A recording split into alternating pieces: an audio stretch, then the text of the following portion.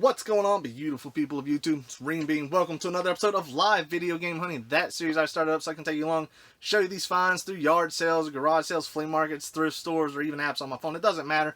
Anything I can use to get my hands on great games for a good price, you get to see it. Let's go ahead and announce a winner to the last episode contest giveaway, and that winner is Junior Boss 1991. You got yourself $20 store credit to my eBay store, where not only you can find video games, but you can find just about anything I pick up on the road. Just make sure you hit me up on Instagram to claim your prize. If any of you guys out there want to be entered into the next episode contest giveaway, the rules are super simple. Just be subscribed to the channel.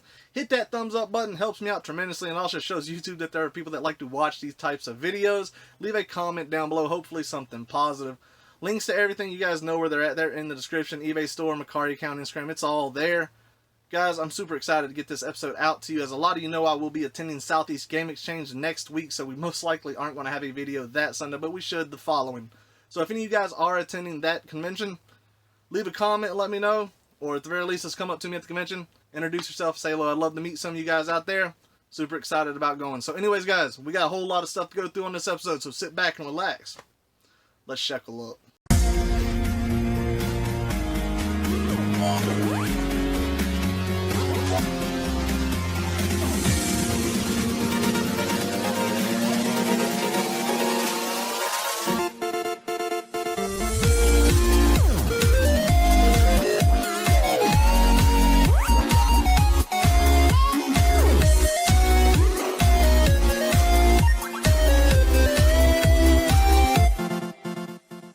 Alright guys, welcome back to another Sunday video. As always, let me know what you guys have found out there here recently.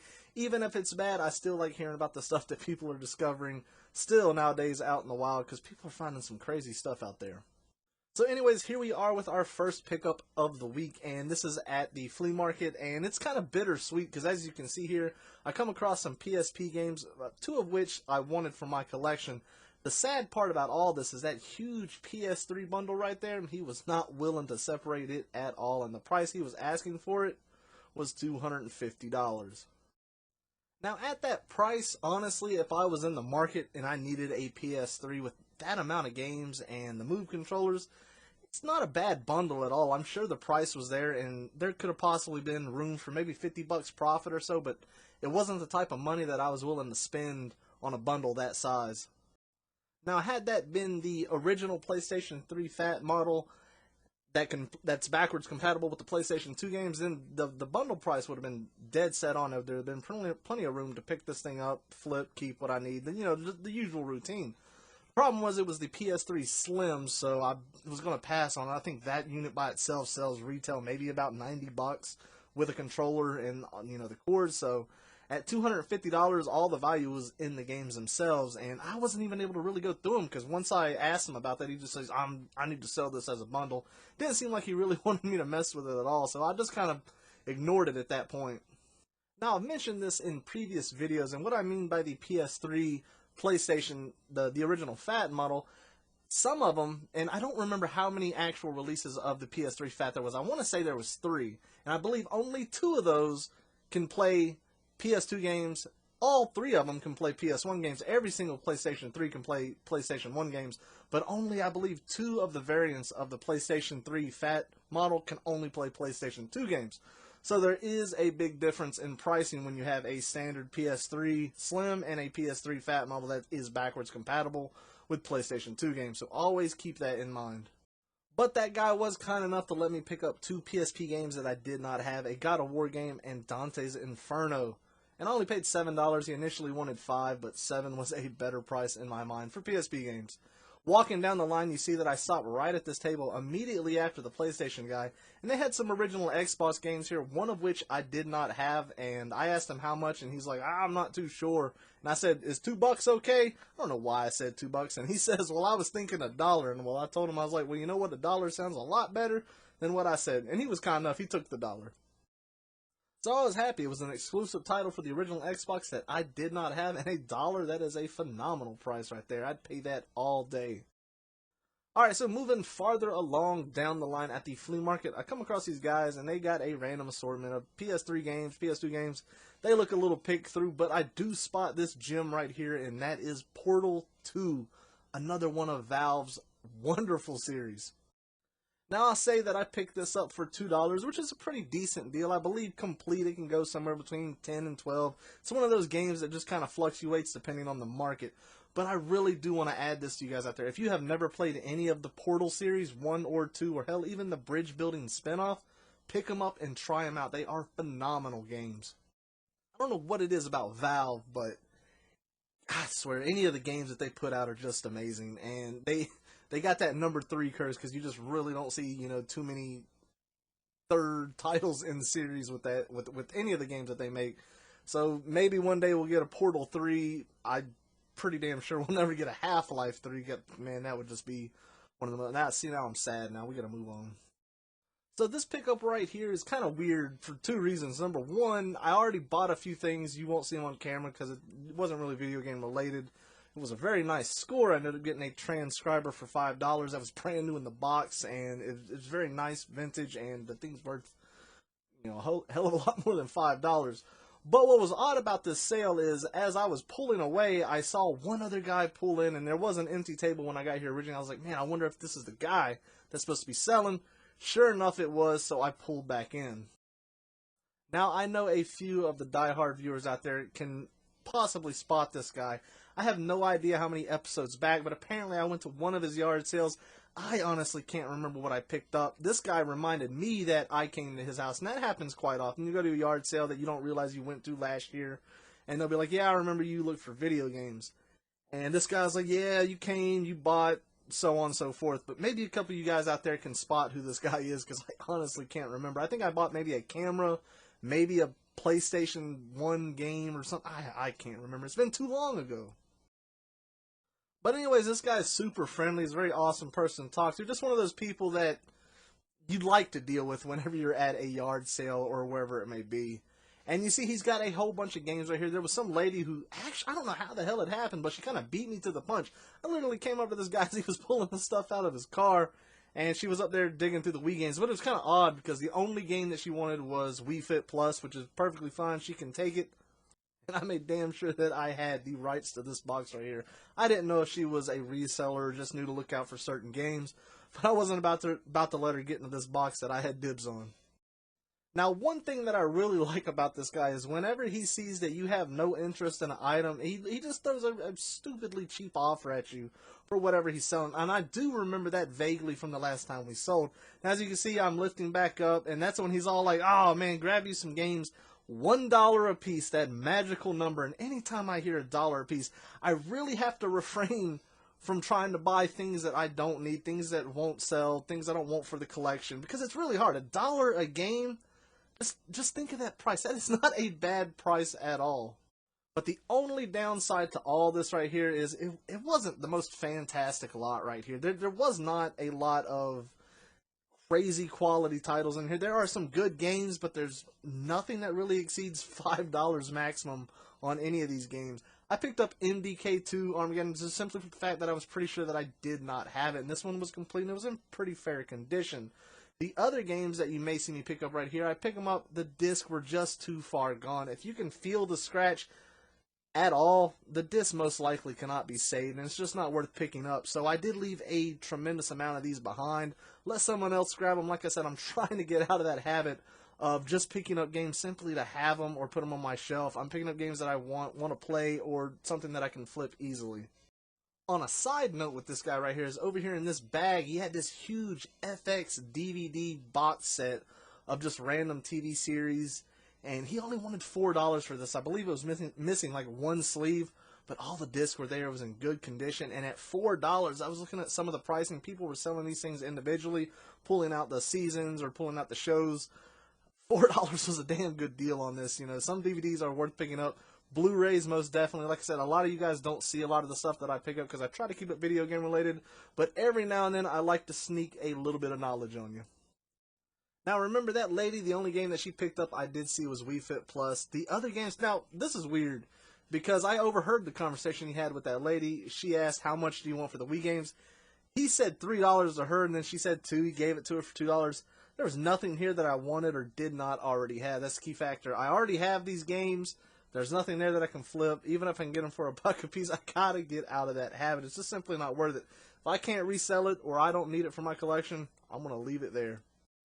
This is one of those pickups right here where you just get there too late, or you're following someone else. And I'm pretty sure I was a day late on this one, because as I pulled up, it had a sign that said Friday.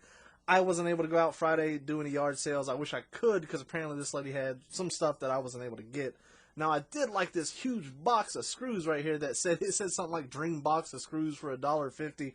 Phenomenal deal, but the screws that she had in there were not screws that I needed. But I do come across this one pinball game right here for the Wii, one of which that I did not have.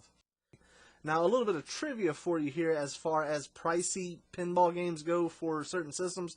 I believe you have two different ones, and I know that I had the pricier version of a collection for the Wii, and that was I can't remember the name. It was like Gottlieb.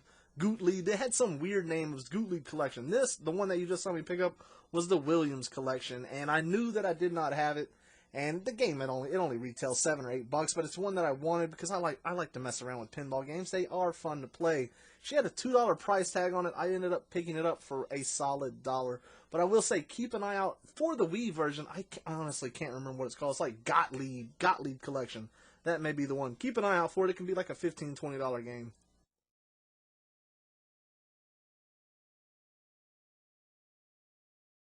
Alright, so here we are with the final pickup of the week as I hop out of my wife's PT Cruiser. I don't know what it is about obscure things, but that damn PT Cruiser is a stick shift. You don't see that too damn often when it comes to that model of that vehicle. I don't know what it is, but that's kind of what just sold me on it. A manual stick shift nowadays, that's like the ultimate anti-theft, because so many people nowadays have no idea how to drive them. But this pickup right here, oh my goodness, I don't know where to begin with this. I guess I need to tell you the story of the pickup about the games before I start telling you about the weirdness of it. So this lady posted this Game Boy lot on Facebook. Very phenomenal lot. It had I have no idea looking back at it now, 10, 15 games. You'll see it in the final shots of the pickups. And the price she wanted was only $30. There was a Game Boy Color and a Game Boy Advance right there. That's double your money. And not only did she have some very nice games I get to add to my collection, there were games that I already had that were great items to flip. So I messaged her. I said, hey, do you still got this? I happened to be the first person to message her, and she said, yes, I do. And that's when I noticed her location. Now, first of all, look at this Game Boy Color right here. I don't know who the hell tries to put a game in backwards, or how they have the physical strength to actually kind of shove that in there. But man, that thing was a pain to get out. But on this lady's location, she was like 35 to 40 minutes away from where I lived. I typically never go out that far unless it's just one of those lots that if you didn't, you would be an idiot not to. But at the same time that I messaged her, and, I said, you still got this? And she says, yes. Right at that time, someone messaged me on Facebook as well, and they said, do you still happen to have this PlayStation 2 bundle that you are selling? I can't remember the price. It was somewhere between $50 and $60, and I said, yes, I do. And then I looked at their location, and they just happened to be like 5 to 10 minutes away from each other. I was like, oh, I would just be an idiot not to get in my car, go out here, make some money, and get some more money to make, and then get some games for my collection. So that's exactly what I did. It was a bit of a far trip, but guys, that is not where it gets weird. It's about to get really weird here in a second when I tell you what happened.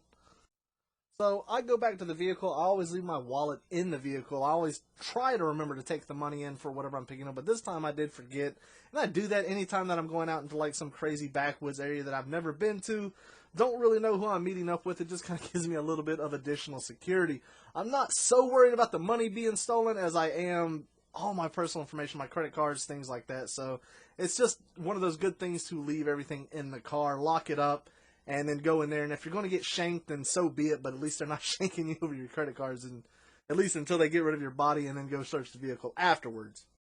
But none of that has anything to do with why this particular pickup was odd or crazy. But I would like to hear a lot of you guys' stories out there. What's the weirdest thing that you've seen at a yard sale, or things that just scared the absolute hell out of you? Now, I can remember going in a attic of this very dimly lit attic, and I saw this guy had literal skulls of squirrels and whatnot nailed to his wall as decoration, and I thought, oh my goodness, my little noggin's going to be up there next. But sure enough, I bought the games and rolled right on out. I mean, you can never suspect people until you get in that situation, but boy, does it make you scared as all get out. But anyways, let's finish up with the pickup here. As you can see, I pick up everything that was in the box, and it was a beautiful lot. I mean, you would have been dumb as can be to not pick this thing up for $30. I had no reason to haggle her down. The price was perfect, And there were some games that I was able to add to my collection. I know there was a Mega Man Battle Network game that I did not have, as well as a few others. And she was very insistent on giving me these batteries that I guarantee you have sat for 3 or 4 years. I took them, every single one of them was dead, but you know what? I was not going to be rude about it at all. Now what you see here, obviously, is PlayStation 1 games, and this is when it was really weird.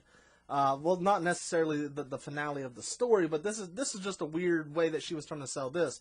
After I messaged her about the Game Boy lot, she says everybody started messaging her, and she felt like she undercut the Game Boy. Was it really worth a lot more? And I told her exactly how much that Game Boy lot was. I told her, I was like, that thing could be about $100 or so. Honestly, I didn't go through it and nickel and dime it, but I was like, it was a very good lot for $30, which is why I came and picked it up. My honesty got me the lot. I was able to come pick it up first. And then she says, well, I figured with this PlayStation lot, since it's bigger, I can ask for more. So she was trying to ask $150 for a PlayStation 1 lot with all these games. Now, this is where morals come into the mind of someone who's picking stuff up. She asked me personally, she says, do you think that is a good deal? Should it be more? Should it be less?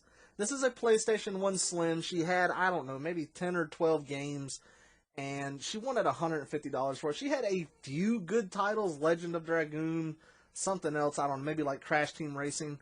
Obviously not worth $150. I mean, full-blown retail, she might be looking on a good day, if the wind is blowing right on eBay, maybe like $100. I told her straight up, I said, if you're trying to sell this locally, I would try like $80. If it doesn't sell, just start reducing the price until it eventually does. And then I told her that there is one thing in it that I was interested in. It was not the most expensive thing in that lot, but it was a really weird item that I've never seen before. And that was this really weird PlayStation 1 storage case. I keep in mind, I didn't have a PlayStation 1 when it first came out. I always went Nintendo.